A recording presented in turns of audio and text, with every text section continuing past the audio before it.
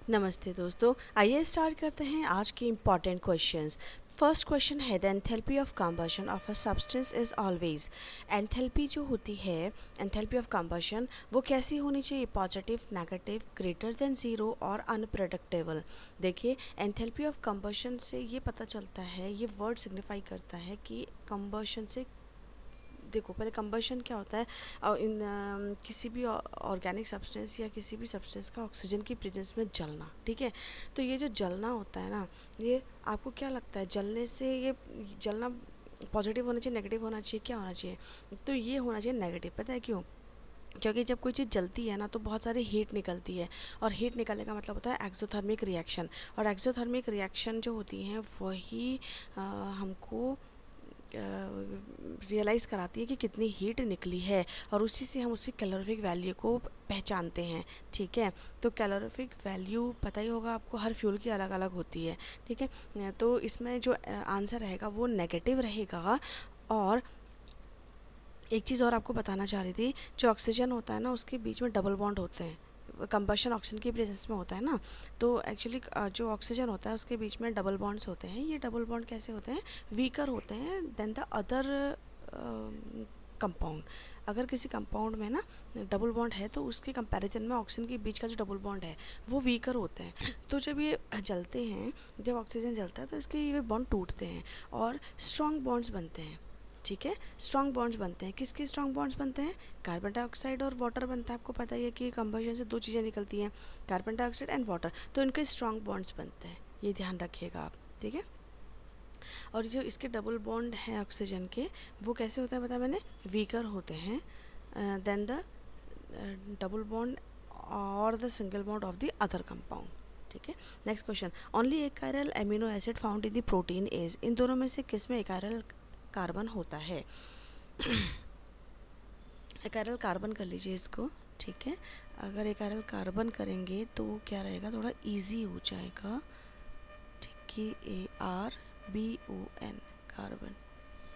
चलिए, एक only achiral carbon alpha amino acid found in protein, किस में? एलेनिन या ग्लाइसिन। देखो, जितने भी अमीनो एसिड्स होते हैं ना, ध्यान रखिएगा वो सारे कायरल होते हैं। कायरल मीन्स होता है अगर एक कार्बन के चारों तरफ अलग अलग ग्रुप अटैच्ड है ना, तो हम उसको कहेंगे कायरल कार्बन। लेकिन एक ही ऐसा अमीनो एसिड है, एक ही ऐसा अमीनो एसिड है या एक ही ऐसा प्रोटीन है जिसमें पता है कार्बन एकाइरल होता है, यानी कि चारों ग्रुप डिफरेंट नहीं होते हैं, कोई कोई दो पोजीशन जो होती हैं वो सेम होती हैं, तो वो ग्लाइसिन है। अब ग्लाइसिन का जो फार्मूला है, इसका आंसर ये रहेगा और इसका आंसर ये रहेगा। मैं अगर आपको ग्लाइसिन का फार्मूला दिखाऊँ ना, तो ये देखिए H2N, ये देखो C जो होता है ना, यहाँ पर भी H होता है, यहाँ पर भी H होता है, और यहाँ पे जो होता है COOH ग्रुप, COOH ग्रुप होता है। अब आप देखिए इसमें क्या हो रहा है, ये ग्रुप अलग है, ये ग्रुप अलग है, ये और ये क्या हो गया, सेम। तो ये और ये ग्रुप जब सेम हो जाएंगे तो सोचिए खुद ही, ये फिर तो ये एकायरल हो गया ना। कायरल थोड़ी, कायरल में अगर ये चारों अलग होते ग्रुप, ये चारों ग्रुप अगर अलग होते तो हम कहते कि ये कायरल है, लेकिन तो एकायरल हो गया क्योंकि इसमें ये और ये ग्रुप क्या आ गए, सेम आ गए। चलिए आगे बढ़ते हैं। ठीक है, नेक्स्ट क्वेश्चन है which form of dihydrogen exist as a zero kelvin. Zero kelvin पर जो है ना, जो पैरा हाइड्रोजन होता है, ortho hydrogen and para hydrogen, मैंने आपको बताए हुए हैं इसके बारे में, आप देख लीजिएगा, प्रीवियस वीडियोस में है। और तो पैरा पोजीशन जो है ना, ये वाला जो हाइड्रोजन है ये एग्जिस्ट करता है ज़ीरो केल्विन पर। ठीक है, para hydrogen. Methane gas produce field is. Methane gas कहाँ से निकलती है? देखो, मीथेन गैस निकलने के बहुत सारे सोर्सेज हैं। फिलहाल तो हम इन चारों में से देखते हैं, paddy field, cotton field, wheat field, groundnut field. इसमें से पैडी फील्ड होना चाहिए, क्योंकि हम पढ़ते आ रहे हैं कि जो मीथेन गैस है पैडी फील्ड से निकलती है। इसके अलावा अगर देखें तो एनिमल्स के माउथ से निकलती है, जो हर समय च्यू करते रहते हैं ना, चबाते रहते हैं, जैसे गाय वगैरह है, इनके माउथ से निकलती है। और जब भी बायोडिग्रेडेबल वेस्ट होते हैं, जो भी बायोडिग्रेडेबल वेस्ट होता है वहाँ से मीथेन गैस मिलती है। अगर कोल माइनिंग, माइंस को खोलते हैं तो कैसी गंदी स्मेल आती है उसके अंदर, तो कोल माइनिंग से निकलती है। सबसे ज़्यादा वेटलैंड्स, वेटलैंड्स के बारे में आपने सुना होगा ना, कि वेटलैंड्स वो जगह होती है जहाँ मिट्टी और पानी क्या होता है आपस में मिल जाते हैं और वहाँ एक वेजिटेशन स्टार्ट हो जाता है। हमारे इंडिया में जहाँ तक मुझे आइडिया है 78 वेटलैंड्स हैं है ना। चलिए आगे बढ़ते हैं। तो यहाँ से मीथेन गैस निकलती है। Next, arsenic drugs are mainly use in the treatment of. Arsenic drugs जो होती है ना वो सिफिलिस के ट्रीटमेंट में काम आती हैं। अब ये सिफिलिस क्या होता है कि बैक्टीरियल इन्फेक्शन होता है जो कि सेक्सुअल कांटेक्ट से फैलता है, ठीक है। That start as a painless touch, मतलब अगर इसमें इसको टच करते हैं तो पेन वगैरह कुछ नहीं होता, बट ये प्रॉब्लम होती है बैक्टीरियल इन्फेक्शन हो जाता है ना, पेन वगैरह फील नहीं होता है इसमें। चलिए, which lead oxide is present in the sindoor. सिंदूर जो होता है वो Pb3O4 होता है, ठीक है। और चलिए आगे बढ़ते हैं। The digestion of fat in the intestine is done by, हाँ, फैट का जो डाइजेशन होता है फ्रेंड्स वो इमल्सिफिकेशन के थ्रू होता है ना। वैसे तो लाइपेज करता है ये काम, कौन करता है, लाइपेज करता है, और फैट का डाइजेशन लाइपेज करता है। बट हमारा जो लीवर है ना उसमें से जो बाइल निकलता है वो बाइल क्या करता है, जब लाइपेज डाइजेस्ट कर देता है ना तो उसके बाद भी जो फैट के जो मॉलिक्यूल्स होते हैं ना वो उतने स्मॉल नहीं हो पाते हैं जितने होने चाहिए थे। तो ये लीवर जो होता है वो क्या करता है, उन फैट जो है वो दो चीज़ों में टूटता है, फैटी एसिड्स और ग्लिसरॉल्स में टूटता है। तो ये जो फैटी एसिड्स होते हैं, फैटी एसिड और ग्लिसरॉल, इनमें कौन तोड़ता है, बाइल तोड़ता है। फैट को फैटी एसिड्स और ग्लिसरॉल में कौन तोड़ रहा है, बाइल तोड़ रहा है, बाइल। तो बाइल जो है जब ये प्रोसेस करता है, तोड़ने का काम कर रहा होता है, तो उस प्रोसेस को इमल्सिफिकेशन कहते हैं, ठीक है। The process through which bile break down fat into fatty acids and glycerol, this process is known as emulsification, right. Monomer of the glyptal is, अच्छा कई बार क्या होता है हमें मोनोमर याद नहीं होते हैं, लेकिन मोनोमर उसके नाम में ही छुपे हुए होते हैं। ग्लेप्टल में देखिए दोनों आपको मिल जाएंगे। ग्लेप्टल में एक तो मुझे ग्लाइकॉल नज़र आ रहा है, ग्लाइकॉल, और दूसरा मुझे नज़र आ रहा है ग्लेप्टल, पी दिख रहा है, ग्लेप्टल, है ना। तो थैलिक एसिड, तो ग्लेप्टल में दो दिख रहे हैं, एक तो ये ग्लाई से लग रहा है ग्लाइकॉल, इथाइलिन ग्लाइकॉल, और पी से जो पता लग रहा है वो थैलिक एसिड पता लग रहा है, ठीक है, थैलिक एसिड पता लग रहा है। तो इसका आंसर ये रहेगा इथाइलिन ग्लाइकॉल और थैलिक एसिड, ठीक है। चलिए ये वाला आंसर राइट है। ब्यूटा 1,3-डाइस्टायरीन तो हो नहीं सकता, क्लोरोप्रीन, टेट्रा फ्लोरोइथिन नहीं, ये ठीक है, ये नहीं है, ये तो रबर का है।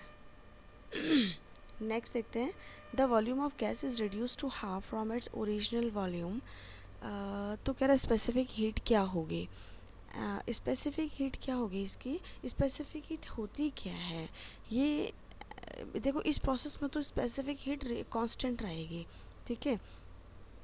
हीट, ये स्पेसिफिक हीट होती क्या है पहले मैं आपको बता दूँ। The heat required to raise the temperature of the unit mass of a given substance, क्या बोला मैंने, द हीट रिक्वायर्ड, ये एक रिक्वायर्ड हीट होती है to raise the temperature of the unit mass of a given substance, ठीक है। तो कह सकते हैं by a given amount 1 degree, है ना। अगर आपको किसी सब्सटेंस का टेम्परेचर को बढ़ाना है और यूनिट मास मतलब फिक्स मास है उसका, तो ये कह रहे हैं कि उस समय स्पेसिफिक हीट, जो उसको हम स्पेसिफिक हीट कहते हैं।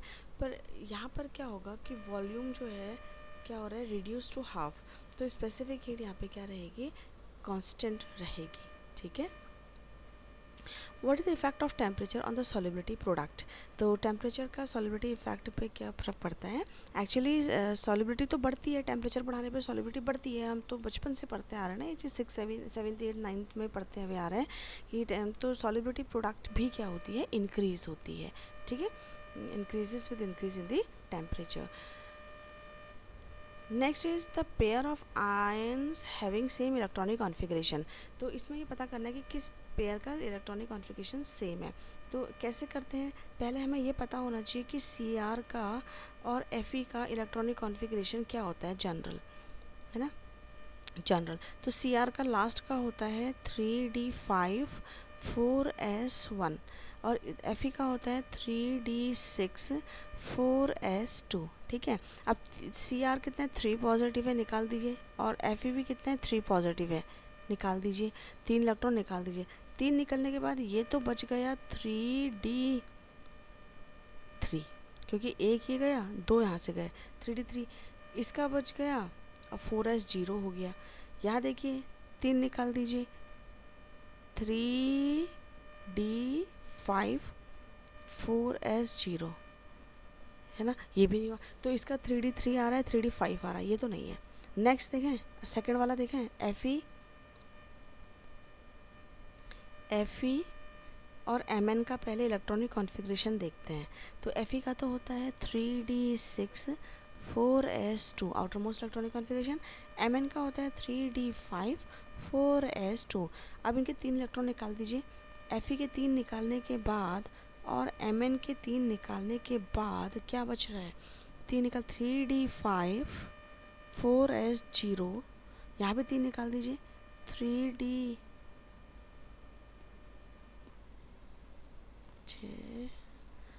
5 6 7 3d5 4s0, और यहाँ पे निकाल दीजिए क्या आ रहा है 3d 3, Mn कितना निकालना है, Mn 2 पॉजिटिव है 3 पॉजिटिव है, देखिएगा Mn 2 पॉजिटिव है 3 पॉजिटिव नहीं है, सॉरी Mn 2 पॉजिटिव है, ठीक है 2 पॉजिटिव, तो ये बन 3d5 4s0, देख लीजिए आप 3d5 4s0 3d5 4s0, इसका मतलब जो ये सेकंड वाला आंसर है that will be right answer.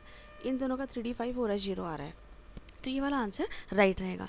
तो अभी इतने ही क्वेश्चन लाई हूँ फ्रेंड्स, फिर लेके आती हूँ इम्पॉर्टेंट क्वेश्चंस, बहुत ही ज़्यादा आप इन्जॉय करेंगे इन क्वेश्चंस को। तब तक आप पढ़ते रहिए, खुश रहिए, मस्त रहिए। Till then bye bye.